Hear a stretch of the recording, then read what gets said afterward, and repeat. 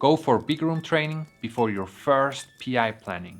This advice comes from Wolfgang Brandhuber. I can highly recommend to watch the whole 5 things I wish I'd known before my first PI planning episode.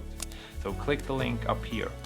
But now, let's not waste any more time and see what's behind the 15th wicket. Yes, the PI Objectives Overview also made it into this list, simply because it provides an ingenious overview that should not remain unmentioned. But how do I get there? It's quite simple. From any team board by clicking on the small arrow next to the title Objectives. Also from the program board.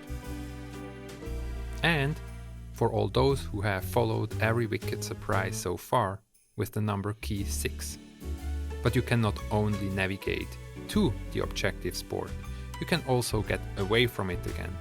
Just click on the team names, so you can find out why a team hasn't defined any objectives yet. What is the reason? Are there any open questions? Indeed, the objectives overview is very, very powerful.